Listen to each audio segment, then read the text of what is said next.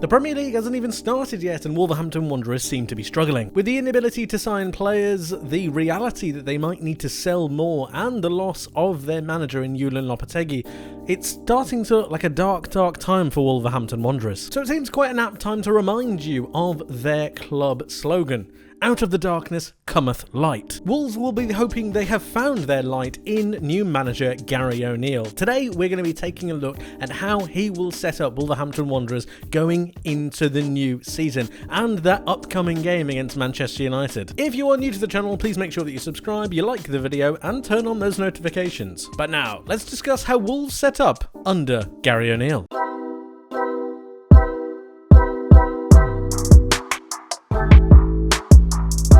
I think when we have a look at what Gary O'Neill did with Bournemouth and the way he was able to implement a style, and let's not forget, make sure that they stayed up in a time of turmoil.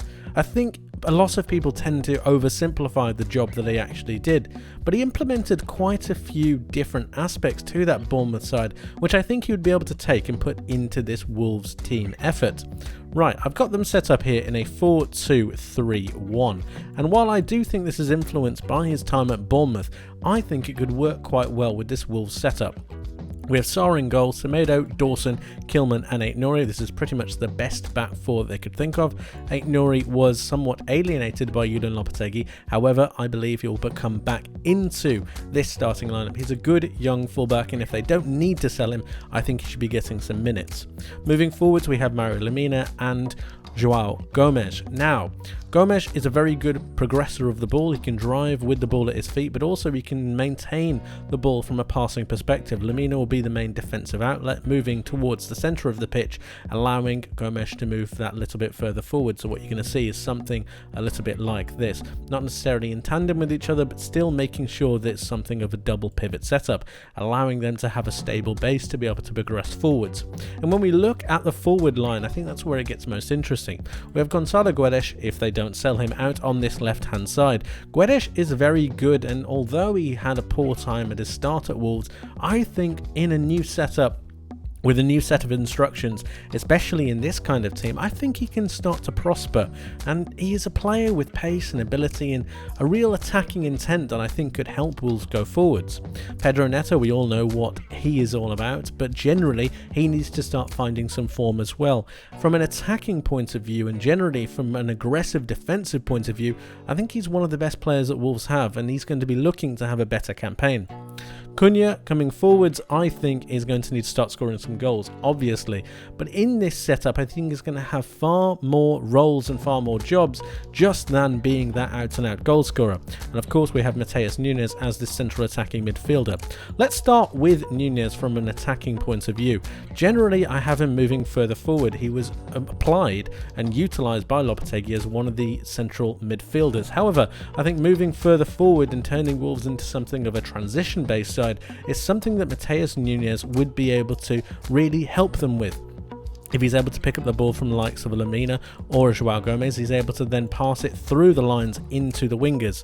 And at the same time, one of the main things that we saw from a Bournemouth setup is long balls. I think Jose Sá will be looking for the likes of Cunha or even Kaladzic once he recovers from his injury fully to be able to pick up the ball and then bring knockdowns into Matheus Nunes. He can then drive with the ball because he's such a good dribbler, or he could pass it out to the wings, bringing the likes of Guedes or Neto into play. Generally, Bournemouth didn't cross all too much, and I don't think that's going to be the particular avenue that Wolves want to go down. I think you're going to see the two wingers drift inside towards the side of the penalty area and then make their moves elsewhere. The fullbacks are going to be bringing the width, but again, like I said, not really bringing in those crosses, instead recycling possession out into the midfield. This is where Cunha is going to want to be getting into the box more often than not for those passes from Neto and Guedes, and obviously Matheus Nunes to try and make themselves some opportunities. From a defensive point of view, I think you're going to see something a little bit more aggressive than Wolves fans are generally used to. Matheus Nunes will come next to Cunha, and then Neto will drop that little bit deeper, almost making a 4-4-2 in defence. But don't think that it's particularly over-defensive, because I actually think what you're going to see is a high pressing game. I think from a general defensive point of view, you're going to see the players be more aggressive than you are used to. João Gomes and Lemina moving that little bit further forward. forwards. Aït-Nouri, Kilman, Dawson and Semedo also backing them up and making sure that they're squeezing the pitch more often than not. This is integral to making sure that they're able to get turnovers in this middle third. It's this middle third that I think is where they're going to find most of their defensive positions. Matheus Nunes and Cunha are going to be one of the more pressing options, with Guedes and Neto backing them up whenever they need to.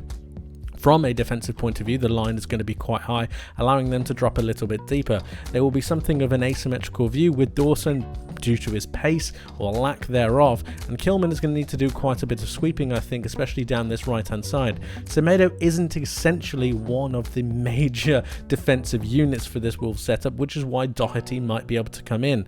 Aït-Nouri again is not essentially switched on when it comes to a defensive point of view, which is why we've got Lemina out on this left hand side. His ability to read the play and just try to sweep up for Aït-Nouri if he ever starts to go forwards is something that's going to be quite crucial. It's all about the balance of play and making sure that Wolves from a defensive point of view don't overexpose themselves while also implementing that pressing game. I say they're going to implement that pressing game because of the aggressiveness and the young nature of the forwards that I've particularly chosen in this lineup. I think it would be foolish to pick some of the elderly statesmen in this Wolves setup because they just seem to have so much energy in the other players they have. Matheus Nunes is a very good runner and a very good presser of the ball. I liken him to a Bruno Fernandes in the sense that he's able to run about and press whenever he needs to. He has boundless energy. João Gomes, being only 22 years old, can really assist with that. Lemina, although he's a little bit older, can move into midfield, as I previously said, and really try to hold this line. Guedes and Neto are both very young, or at the very least very quick, pacey wingers who are willing to do some work for the side. And then you have Cunha, who, as I said, is going to be more of a target man to really bring the ball down and bring them into play, very much like a Dominic Solanke. I think it's important to remember that this Wolverhampton Wanderers side are going through something of a transitional phase, which means that graft, grit and determination are going to be some of the key words that we need to associate with this side. However, with a more narrow-minded approach, they shouldn't be beaten through the middle of the pitch. Semedo and Aït-Nouri should be able to tuck in that little bit further when they don't have the ball. Dawson is a very good leader, and Kilman, I think, is starting to become a properly good centre-back. All of these things put together from a defensive point of view and an offensive point of view, I think Wolves can start to score some goals and hopefully try to keep the ball out more often than not.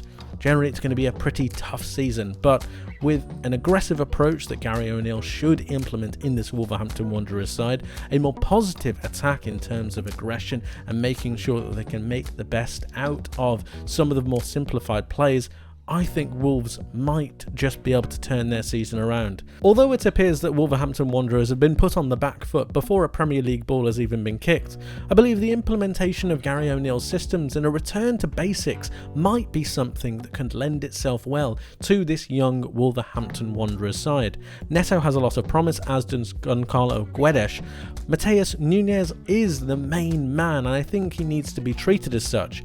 A central attacking midfield role to bring him back into his former glory is something that I think that Gary O'Neill will look to do quicker and sooner rather than later. João Gomes is definitely a talent, and Mario Lemina did very good things when he came into this Wolverhampton Wanderers setup. Cunha has had time to adapt now, and he should be able to lead the line for this Wolverhampton Wanderers side, utilising his physicality and his ability to bring others into play. From a more simplistic background, I think Wolverhampton Wanderers should be looking at a more optimistic turn of form. The season is very long, although a lot of people, including myself, may have written them off a little bit too early. Again, the implementation of positive tactics, positive aggression, and a willingness to work and almost a us against the world mentality would help Wolves to really take the Premier League by the scruff of the neck, and might even prove a couple of people wrong. But let me know what you guys think. Let me know your thoughts in the comment section below on how you believe Wolverhampton Wanderers will set up under Gary O'Neill. Do you think it's a good thing? Do you think it's a bad thing? And how do you think he will change and differ from the setup that Julian Lopetegui was going to implement for the upcoming season? Let me know your thoughts. I'd love to hear from you. Thank you ever so much for watching. I'll see you guys in the next one. Take care.